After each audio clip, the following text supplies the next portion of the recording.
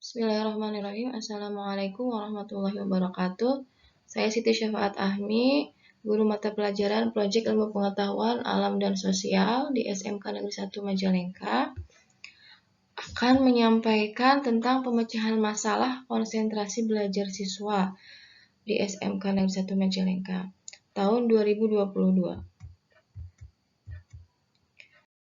Ini akan dijelaskan pertama tentang deskripsi permasalahan, kemudian akar permasalahan, alternatif solusi, selanjutnya hasil pemecahan masalah, dan terakhir adalah sumber rujukan. Nah, untuk deskripsi pemecahan masalah, jadi permasalahan yang dihadapi itu terjadi pada saat KBM ya, kegiatan belajar mengajar dalam pembelajaran PIPAS berlangsung, bahwa konsentrasi belajar siswa itu kadang-kadang tidak sepenuhnya pada proses pembelajaran. Jadi siswa ada yang tergoda untuk menggunakan handphone secara sembunyi.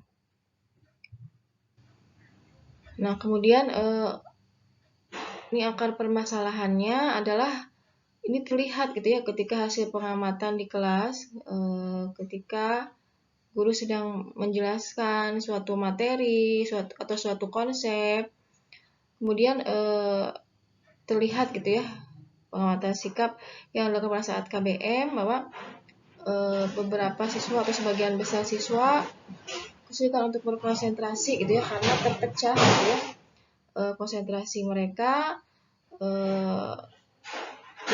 ya ada yang tidak dapat menahan diri untuk bermain handphone. Biasanya mereka ketika memainkan handphone itu beragam ya, ada yang coba main game gitu ya, ada yang mencoba untuk chattingan dengan temannya, ada juga yang scroll media sosial begitu ya. Nah, seperti ini. Nah, ini tidak bisa dibiarkan gitu ya, karena kalau siswa konsentrasinya tidak fokus, maka pembelajaran itu tidak akan berhasil gitu ya. Mereka tidak akan bisa memahami apa yang disampaikan oleh guru, tidak akan bisa mengerjakan tugas gitu ya. Sehingga ini perlu dicari solusinya gitu ya. Tidak boleh dibiarkan seperti ini. Maka kami mencari alternatif solusi itu.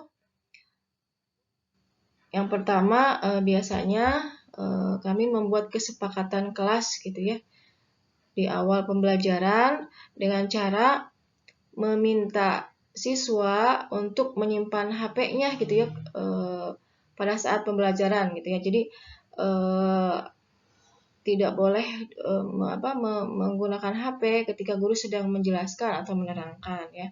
Dan meminta mereka juga untuk bijak menggunakan HP ya, tidak boleh ketika belajar bermain HP untuk main game atau chattingan yang tidak ada manfaatnya gitu ya.